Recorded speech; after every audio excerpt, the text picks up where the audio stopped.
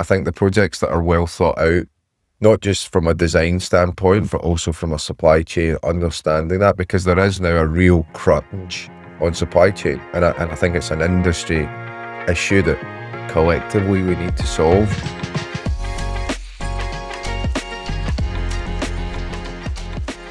Hello, everyone. Welcome to Cushman Wakefield Core Conversations. We're kicking off our first episode of the year with Craig Rooney, the Managing Director for our new Projects and Development Services. Welcome, Craig. It's good to have you. Hey, Lucia. Thank you for having me. I'm honoured to be the first guest on the Conversations. Brilliant. Having sat on the developer side for such a long time, what do you think that most advisors often misunderstand about their clients? I think there's one of these kind of probably misconceptions, and I often see it, and I'm probably showing my age now, is that construction and development is actually quite straightforward, complicated by people. Right. And I think for me, there's pressures, and pressure does different things to different people. And I think there's no one size fits all service. And I think that's probably the message that I would take. Every client will have different needs, every situation, every project will have different needs. It's the ability to kind of use a bit of experience, yes, to stand back and kind of look at that. So I think for me, when we used to get some of the things that used to frustrate me with consultants, this either not giving clear recommendations, not being quite straightforward, is probably something. Being Scottish as well, that kind of always helps. I think we're generally quite straightforward. But for me, it's just taking a lot of the learnings and then adapting that. As I say, every client is, in my view, is different. Every situation is different. And it's obviously, having been a developer, it's much easier to sort of say, well, I've kind of been in your shoes. I've understood the challenges and the pressures that you've got. And I think for me, even simple things like, when I used to be on the client side, one of the frustrations I would get with consultants, they always assumed that we had all the answers.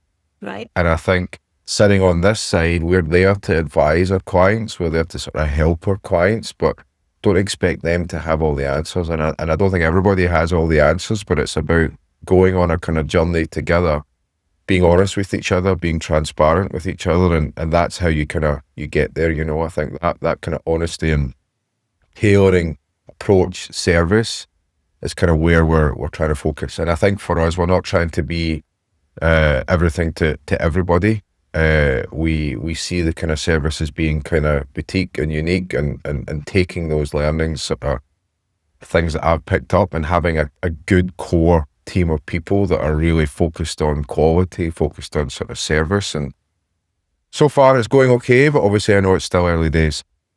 I mean, those are some great values, and very aligned with the Cushman and Wakefield core values. And you've just mentioned the word boutique. I know that you've described the service, the PDS service at Cushman and Wakefield Core, as intentionally boutique. It's something that you've said repeatedly since you've joined. I've heard you talk about that before.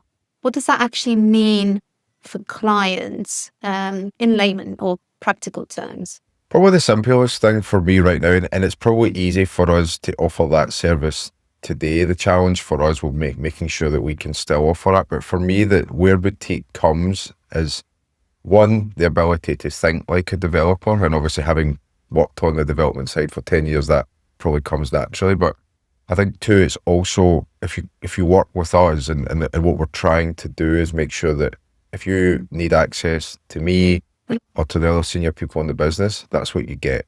And I think, again, I come back to the point that I used to get quite frustrated when I was on the client side, when we would have a consultant work with us. They would kind of promise us the world, they would win the project, and then the senior management, we would generally never see them again. Now, there's reasons for that, and we get that. I think for us, it's you will get the best solution because you will always get access to the right people that understand it. And I think that's why also for us, as a service in terms of PDS, we don't envisage being mass market. We don't envisage kind of offering our services or being the right person or the company for everybody. And we do that by intentionally having a core team of strong people. And I think that's where, for me, the boutique bit comes, because you'll generally you'll get somebody who will always kind of put your needs first, and try. We won't always get it right, of course, right? Nobody always gets it right, but we will try and think like you, and we will try and put ourselves into your shoes. And I think by doing that, you get better outcomes. Fantastic. Thank you for explaining that. That's super clear to me and hosting our clients. And I suppose what I do want to maybe talk about next is where do you think, and I mean, based on your experience so far, where do you think projects usually succeed or fail? And how early do those moments actually happen in the delivery of a project? I think, listen, and I think I touched on it. Every project is different, right? But I think one of the challenges that we have as an industry is that we always try and rewrite the wheel.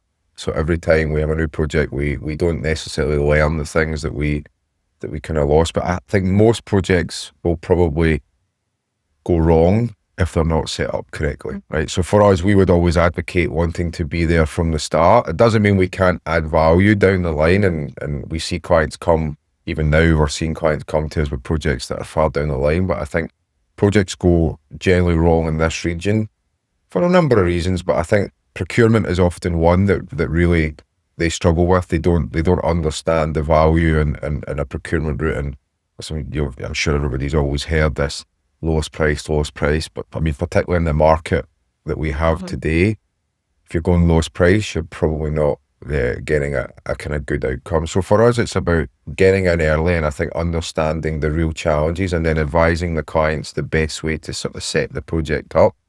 And in some ways that might mean that you're spending some more money up front. But what I would generally always advocate is if we deliver you, and this is where a lot of clients I think lose out, they might go for the lowest price, but a project might end up being 1 year, 2 years late, and you might completely miss the market. And I think the interesting thing, particularly with the projects that we look at, if you look at a typical cycle of a project, it's normally at least 24 months, right? Sometimes can be 48 months.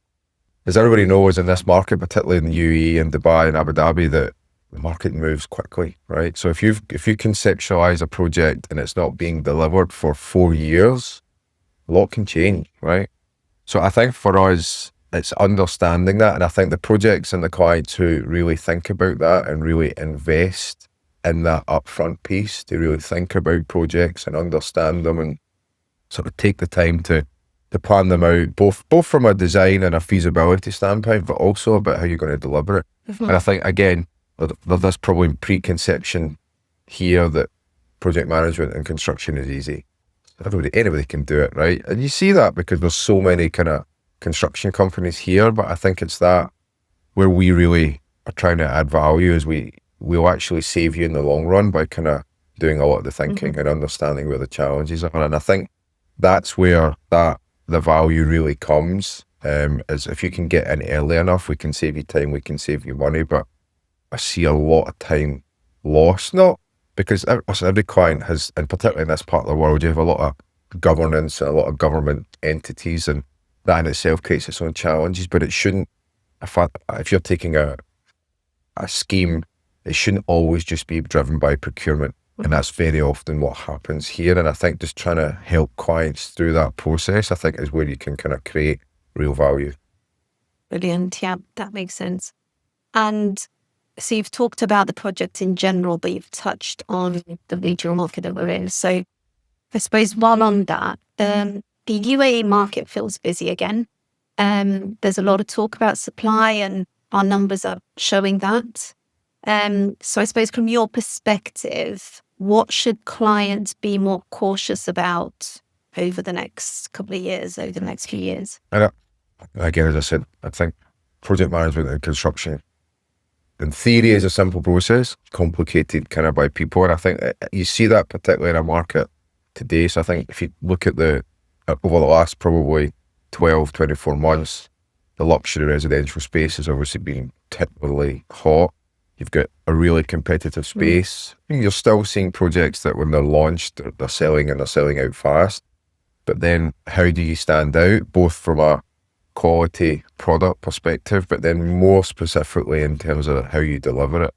And I think, again, the projects and the clients that are more refined, kind of take the time to kind of manage that and understand those things. I think, listen, the world that we live in now, the projects that are probably more human centric and understand these things are the ones that will stand out, right? So, and I think because the market does evolve so quickly, but let's not also pretend, obviously, that there are companies have P&Ls, they have shareholders, they have all these things that they're trying to satisfy. So I think for us, where we can see it and where the kind of challenges come, it's looking ahead. It's not just looking to the sales launch. It's looking to, okay, the sales launch is here, but how are we going to deliver this project? Because ultimately a lot of that comes from reputation, right? So that you find the developers now here that particularly are doing well, people will buy with them, not just because of the quality of the product, because also people believe they'll get delivered. Whereas if I buy with a new developer that probably hasn't done anything in the market, I go, well, it might take 5 years and I might never see it. So I think reputation is important, but I think the projects that are well thought out, not just from a design standpoint, but also from a supply chain, understanding that, because there is now a real crunch on supply chain. And I think it's an industry issue that collectively we need to solve. Right now, there's probably not enough contractors in the market, and the contractors can kind of dictate their terms. So clients who are open to that don't ask for the same insurances, don't ask for the same security. They're the clients that will probably prosper because they're ultimately the clients that people want to work with. And I think that's the thing. I mean, and again, probably coming back to it, for me, people often talk about, and we see it with clients, I used to see it on the other side. What projects have you worked on? Mm-hmm. People always ask, I've worked on this fantastic project. I think now as you get a bit older and you get a bit more grey, it's actually more about the journey, right? Because you can be on a project for 4 years, you don't want to get up every day and think it's a real grind. And I think sort of getting that whole, working with people that you want to work with, generally are the projects that you see do well and prosper. Yeah.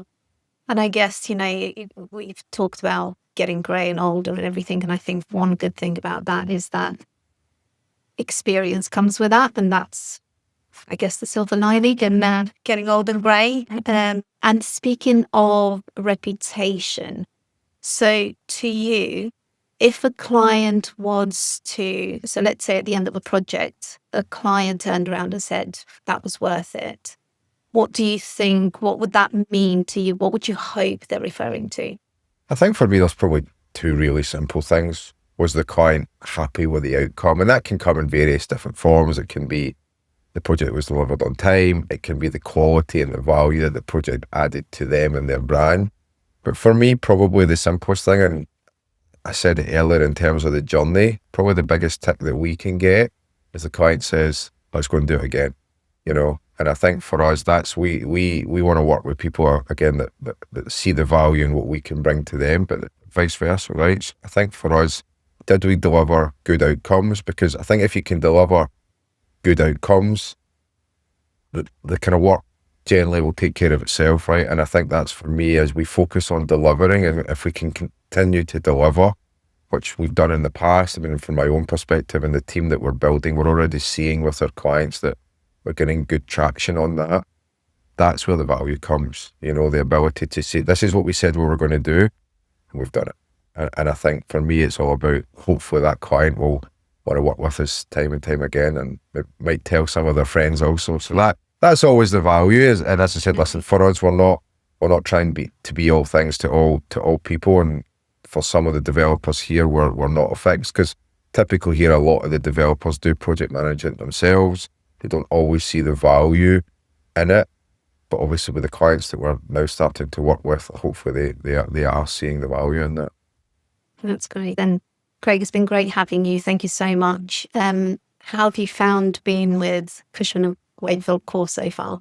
I think a few months, right? No, I mean, listen, for me, it's been good. I think one thing I would say is it's a good group of people. And I think ultimately, as I said before, you get to a point where you want to do good things with good people. And I think the team that we've got and the ability to kind of service clients end to end is really good.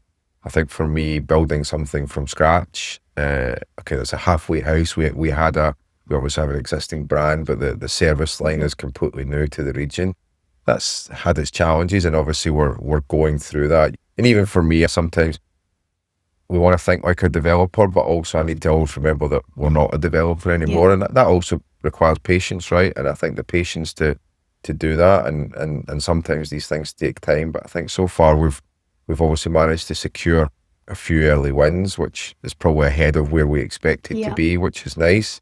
So no, it's been fun, but obviously we're only just getting started, I suppose.